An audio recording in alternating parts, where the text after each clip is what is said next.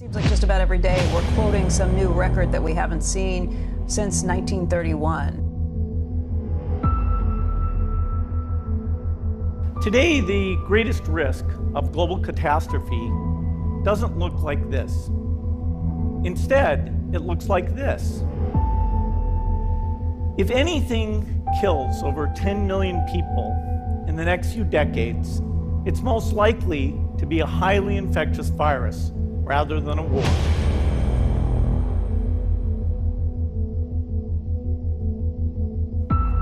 What this coronavirus hysteria is creating is a situation unfolding by the hour worldwide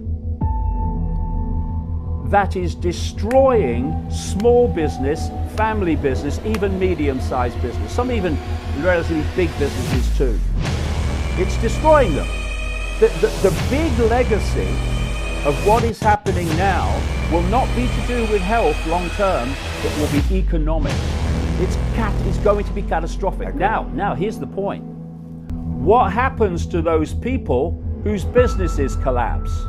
What happens to all those people who were working for those businesses?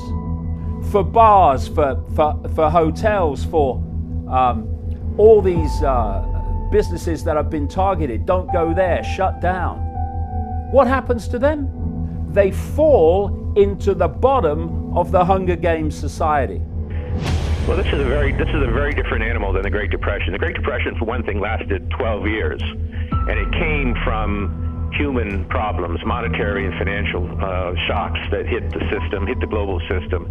This has some of the same feel, some of the feel of panic, some of the feel of volatility that you're talking about, but it's much closer to a major snowstorm or a natural disaster than it is to a classic 1930s style depression. So it's quite different.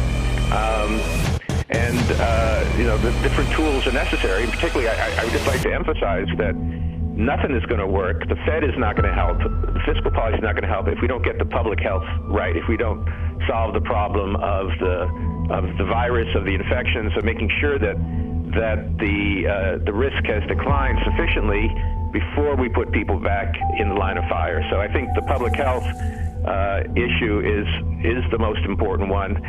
If we can get that straight, then we know how to get the economy working again. Monetary and fiscal policy can do their thing, and we won't have anything like the extended downturn we saw I don't even think in the Great Recession, much less the Great Depression of the 30s.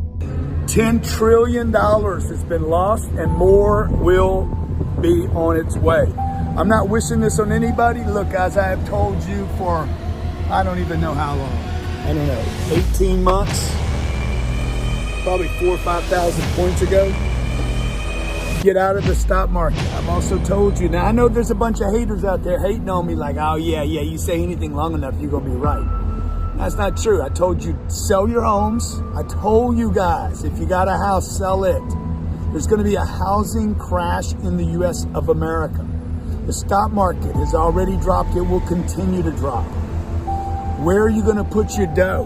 Where are you going to put your money? You cannot leave it at the bank. I've been telling you that as well. Do not leave your money in the bank. You're going to be paid nothing. Actually, you're going to be charged to keep money at the bank going forward. This is a new economy, a new time. It is all the rules that you've been playing by. You've been punished by long enough. Now they just got stripped like a Band-Aid, just ripped right off your knee. Okay? It's a new time, folks. This is what I'm suggesting everybody do. Do what I'm doing. I invest all my cash into real assets that produce cash flow.